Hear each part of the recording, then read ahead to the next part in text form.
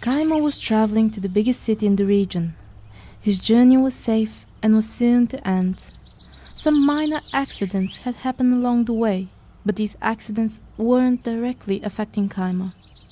His peculiar appearance made the people run away, screaming, hide, or just gape at him.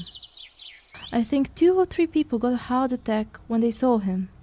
I'm sure about the young man who turned pale in a few seconds when he saw Chimer, and the carter who wasn't sparing his oxen's health for the sake of his cart's speed was so mesmerized that his cart flew off the path and right into a tree. Watch where you're going, instead of watching me, speeding like he's in a race. Safe was a good word to describe Chimer's journey.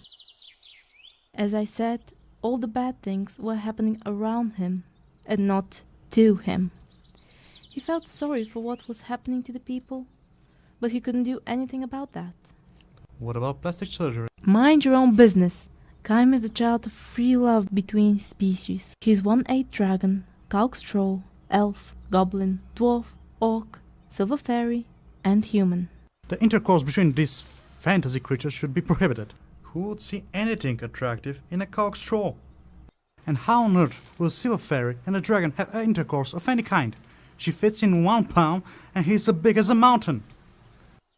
Well, dragons can take the form of humans depending on how old they are and how strong their magic is. For the most powerful, that's a child's play and can go on for a lifetime like this. But fairies have it bad. How come?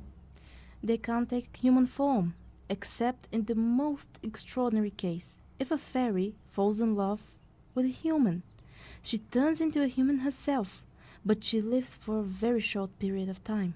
Bummer. Weren't you going to write a funny fantasy story? You're the one making me give explanations to everything, and you're still complaining. Now let's go back to Chimer. May 1,000 boggles drag him to hell.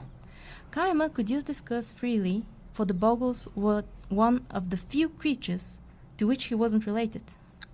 The wonderful sunny morning, which so pleased Chimer, was spoiled quickly along with his mood. Chimer had climbed to the top of the hill from where he could see the road ahead, and the miles-long line of cars between him and the city gate. I'm sick of these rednecks. Everyone from the village has packed his junk and set off for the big city. Should we remind him that he's also left the village for the big city? We better keep silent. He's in a bad mood, and I don't want him to take it out on us. And besides, he believes he'll return to his village someday. No one walks anymore. Since magicians modified oxen and created a new more sufficient sort, aids less and carries more, everyone has bought an oxen and carts. The cart maker's profession is the most popular now. Even if one doesn't understand a thing about carts, he's convinced he's cart maker. He takes out a loan from the treasury, rent a house on the main street, pay tons of money to a glazier to make him glass walls, gives an arm or a leg for a city painter to cover his cart. And a year ago they didn't give any respect to these painters. Cart makers are so many that the prices of cars have dropped, so that people would buy more. Soon everyone will be able to afford a king's carriage. Now is the moment to note that while thinking all these things, Chimer was also walking towards the city. He wasn't simply staying in one place on some hill. So let us also proceed in walking and not simply stay on some hill.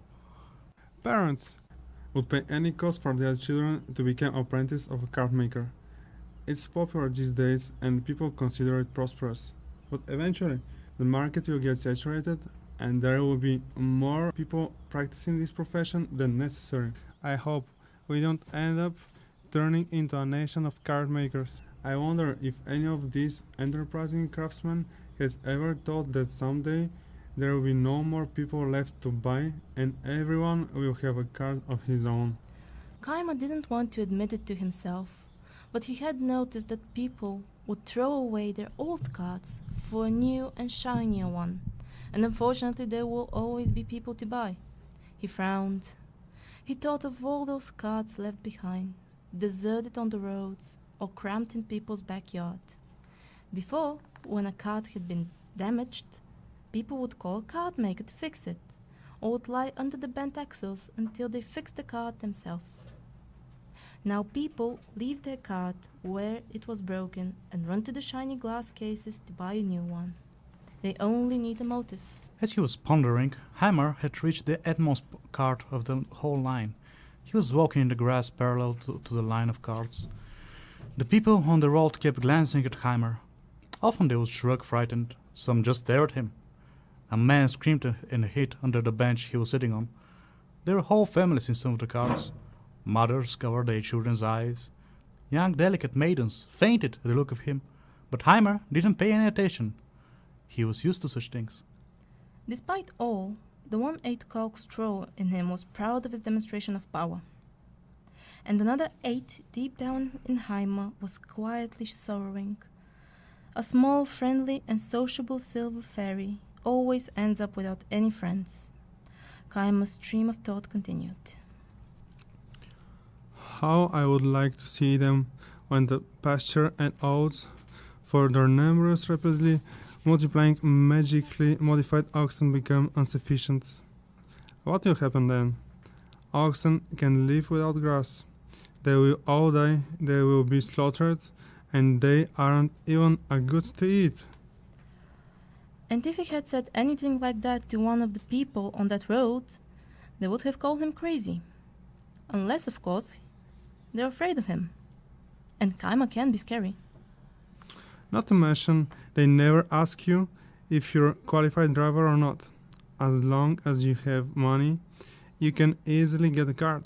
All kinds of incomes have four-wheel now, all perfectly immune to fear and common sense. Come on, natural girl, move it. Walk faster or we will lose sight of the main hero.